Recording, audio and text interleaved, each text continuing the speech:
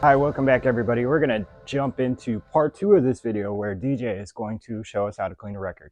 And you can use this in the field for your own records. And it's a pretty simple process, but we're going to go over it and cover anything that you may not be aware of. And we're going to talk about the importance of cleaners and what to use and what not to use when you're doing this. So stick around for the cleaning of this. What is this record?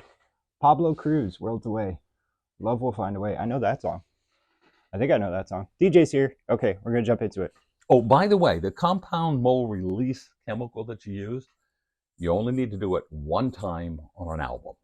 For the life of it. For the life of the album. When it's brand new and it's never been played.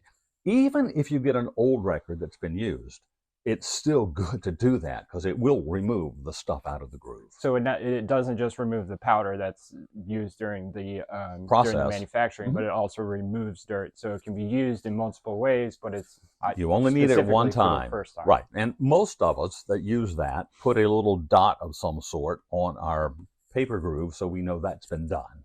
Okay. And then we just clean before we play, clean record, clean stylus and needle. Then you put it up. Next time you clean again. Life is good. And this maintains the record for longer. It prevents scratches and damage to your record so you can enjoy them for a longer period of time. I have some original Mobile Fidelity records that go back 35, 40 years, and they look like they're brand new. And that's what maintenance gets you. That's what maintenance gets you. Now, there is something else that's kind of curious. The vinyl that is pressed in this country is typically a recycled vinyl. So with recycled vinyl, if you play your record start to finish, you should wait 24 hours before you play that again if it's a US pressed record, because it takes 24 hours for that vinyl groove to spring back to its original form. If the record, however, comes from Japan, where they're using virgin vinyl, once an hour you can play it without harm to the surface. Wow. But if you play this record, then you play it again, and you play it again, and you play it again, and you play it again, you are ruining the record because the vinyl, because it's recycled vinyl, doesn't have time to spring back to that original pressed form. Is that from heat generated by the stylus moving over the vinyl? That is correct. All right. Yes. So it makes sense. It's just not something that you think about when you're... Right. Now, we could spend hours getting into minute engineering details about all this stuff, but most people don't care. Well, we will in the future. But most people don't care. But this is what you have to do if you want a good record collection kept clean, pristine, and sounds great every time you play it. Now, let's say somebody decides they're not going to clean their record every time they play it. Well, they're stupid. Oh, I'm sorry. I shouldn't have said it that way. You're going to deteriorate the record and the stylus faster. Okay. Yes. Yeah, and as we know, styluses can be pretty expensive. The records can be difficult to find. Yes. If you want to keep your stuff in good working order, you have to maintain it. And unlike more modern pieces that don't require maintenance, these vintage pieces certainly do. Yes. You know, there's one other interesting tidbit that we can touch on, and maybe we'll get into it in a deeper form later. Your cartridge and the stylus should be inspected under a microscope before you ever play it, before you mount it, to ensure that that diamond stylus is in the correct alignment for tracking, because some cartridges are mass produced. So if something's off just a hair, that diamond tip that is supposed to have an elliptical shape to it is not in the correct position. Yes, but let's be reasonable about this. It is not visible with the naked eye. No, Trevor. These are so small that you cannot see if there is damage to a stylus. Oh, look. Here's a $10 bill. All right. Okay? Do I get $10? No, you don't. I get to keep this. This is 6 inches long, so when I'm in the field and don't have a tape measure, I can use money to measure with. But if you look at the edge of this money right across here, yes, you can line 6 of these diamond tips across the edge of your money and have room left over. Correct. How do you see that with a naked eye? You can't see it. Now Yeah, we have I have Heinz. been into some stores Yes. that have names that start with A, B, C, D, E, F, G, and someone will take their cartridge needle in and say, "Is this good or bad?" And they'll go, it's fine. "Oh yeah, it looks perfect." Yeah. That's bullcrap. You They can't tell that, which is why we have a Microscope. $15,000, $20,000 microscope to look at diamond needles under. So again, we can do something on that later. It's important because you cannot inspect visually a stylus. You have to use a microscope. The cantilever, you can see if it's bent or not. Of course. If there's an issue with the cantilever, but course. you cannot see if there's an issue with the stylus. Cannot. These are QC'd at the factories. That is correct. Inspected by the manufacturers. Some are built by hand, like Grado cartridges are built by hand, and they inspect each one individually as it comes off the floor. And that is a, we probably have less than 0.01% of failure with that manufacturer. I think I've seen one in the last 8 years. Right. And that wasn't even a guaranteed And Soundsmith failure. is another one that's that way. They're so or precise. Akita. Yes. Yeah. Or the Kuzma ones. Or Kuzma. Because they're all precise in what they do. But there are other companies out there that just stamp them out. Like, I don't know if this company is still in business, but Pickering. If they're still around, I'm sorry.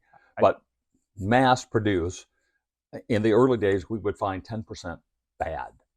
Now, with regular maintenance, how long should a stylus needle, let's say a standard run-of-the-mill, one of the most popular that we sell is the Green 3 from Grado. How long will that stylus typically last? And is the failure noticeable by the sound quality or by scratches in your vinyl? Sound quality. However, here's the problem. You buy an incandescent light bulb and you screw it in and it's beautiful. 5 years later, it's still burning. Is it at the same bright intensity 5 years later? Do you notice that change? No, because it's too slow. Same thing with this. Okay. The only way you can tell the deterioration of a diamond stylus after X number of hours, let's call it 1,000 to 5,000, depending on your care of everything, is under a microscope. Then you can see the wear pattern. So we should look at regular time frames and or hours played. Absolutely. To help identify when we need to replace something. Yes. So it may not sound bad, it may sound different. Right. It may not be entirely necessary, but it's a best practice to replace these as time goes by to prevent any damage to. So this goes along with regular maintenance. And as you can imagine, if your needle is worn, it's not sitting in the groove correctly. So it's now accentuating the wear of your vinyl. Yeah. So, and giving you worse sound quality because it's not catching the entire groove. And we'll inspect a needle for someone if they want us to. There's a charge for that because we have to spend labor time to do that. But we can tell the good, the bad, and the ugly. So if we're looking at a $5,000 cartridge versus a $100 cartridge, there's a reason why that might be necessary. Typically with a $100 cartridge, it's cheaper to just buy a new cartridge than it is to have it inspected. Correct. A cheap needle stylus is typically a chip of diamond on a stud of metal shoved through the cantilever. The ones we have chatted about are full diamonds, shaft and tip shoved through the cantilever. So the wear characteristics there is a harder piece of diamond and more of it than in the cheaper built products. Yeah. So I think the bottom line of this video is, as we've discussed, maintenance is important and cleaning is a crucial step in the maintenance process. Right.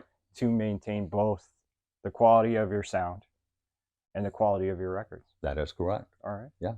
I think that covers pretty much everything we wanted to discuss. It's turned into a little bit more than just cleaning, but hey, it's all important. And it all ties together too. It does. Which is why I wanted to cover this topic specifically. I know in the last few videos we've covered a lot about turntables lately. We talked about music hall. I think we've mentioned the Lunar from Triangle.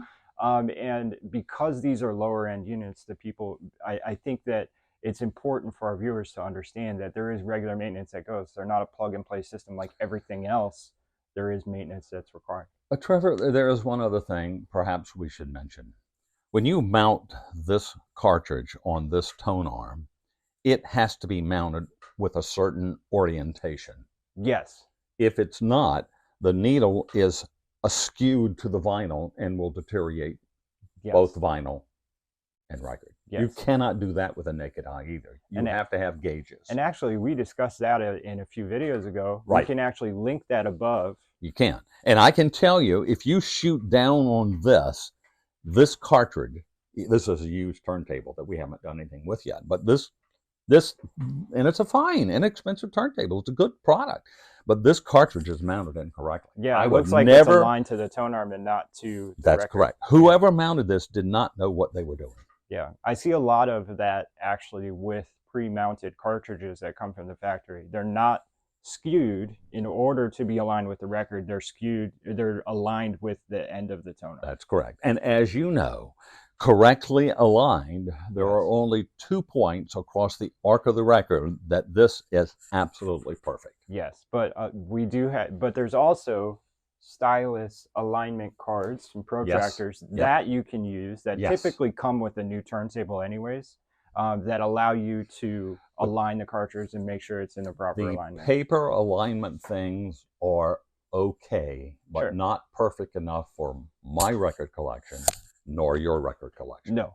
Because the records we buy are thicker than this. We buy high, thick grain records. So we do not want, at $50 a pop or more, for any damage to happen to them.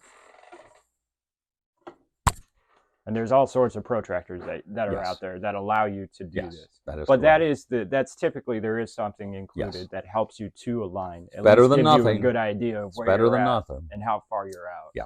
Yeah. It's not a precise tool, but it is a tool that still works. If you're looking for precision, you need a better tool. Yeah, the Denison protractor is probably one of the more accurate ones. There's a company that we're looking at selling called VPI. They have one that's pretty darn accurate. There are a few out there, but there are only a few. Sure. Yeah. So there you go. All right.